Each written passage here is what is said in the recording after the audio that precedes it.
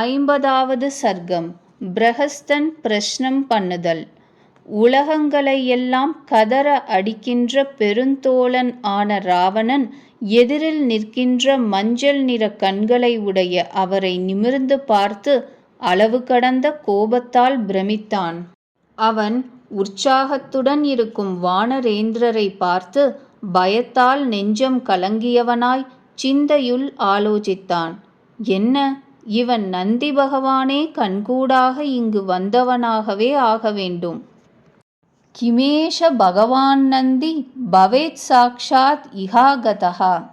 முன்னர் என்னால் கைலாசகிரி குலுக்கப்பட்ட போது எவனால் நான் சபிக்கப்பட்டேனோ அவனே இந்த வானர மூர்த்தியாய் ஒரு கால் வந்துவிட்டானோ, அல்லது பானாசுரனாயிருக்குமோ?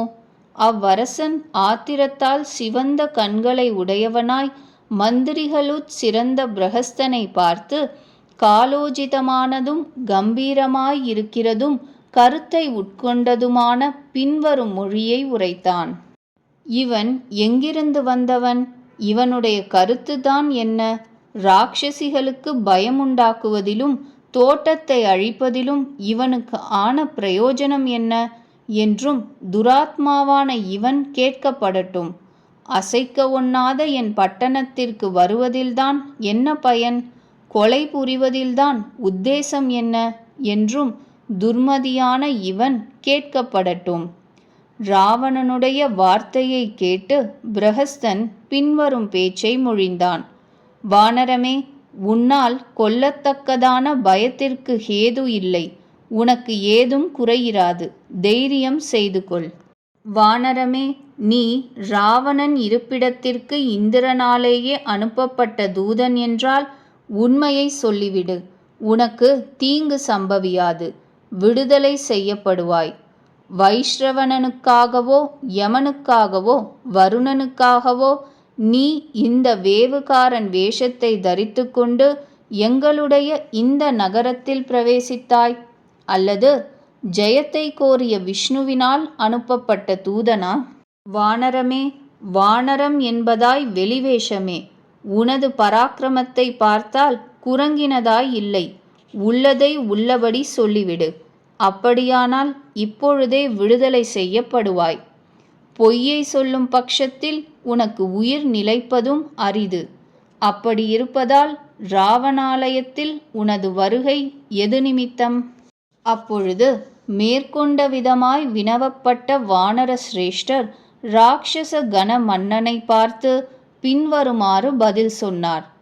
இந்திரனுடையவேனும் யமனுடையவேனும் வருணனுடையவேனும் ஆள் நான் அல்லன். எனக்கு குபேரனோடு பரிச்சயமில்லை. விஷ்ணுவினால் அனுப்பப்பட்டவன் நான் அல்லன். இங்கு வந்த நான் வானரனே. இதுவே என் பிறப்பு. ராட்சசேந்திரரின் தரிசனம் கிட்டாமையால் என்னால் இந்த பூந்தோட்டம் ராட்சச ராஜரின் தரிசனத்திற்காகவே அழிக்கப்பட்டது. அதின்மேல் யுத்தத்தில் ஆசை கொண்டவர்களாய் பலிஷ்டர்களான அந்த ராட்சசர்கள் வந்து சேர்ந்தார்கள். யுத்தத்தில் சரீரத்தின் பாதுகாப்புக்காகத்தான் என்னால் எதிர்த்து சண்டை செய்யப்பட்டார்கள். தேவர்களாலும் அசுரர்களாலும் கூட அஸ்திர பாசங்களை கொண்டு பிணிக்க நான் சாத்தியமானவன் இல்லை. இந்த வரமும் எனக்கு பிரம்மதேவனிடத்தினின்றே கிடைத்தது. அரசரை காண விரும்பியதால் என்னால் பிரம்மாஸ்திரமானது ஏற்றுக்கொள்ளப்பட்டது.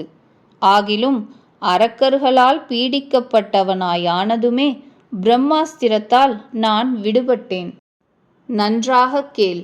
ஒரு ராஜ காரியத்தினால் உமது சந்நிதானத்திற்கு வந்து சேர்ந்திருக்கிறேன். அளவிலா திரளுடைய ஸ்ரீமன் நாராயணனின் அவதாரமாகிய ஸ்ரீ ராகவருடைய தூதன் நான் என்று தெளிவாய் அறிய வேண்டியது. இன்னும் பிரபுவே, எனது இந்த நன்மையை பயக்கும் ஆலோசனையும் கேட்கப்படட்டும். 50வது சர்க்கம் முற்றிற்று.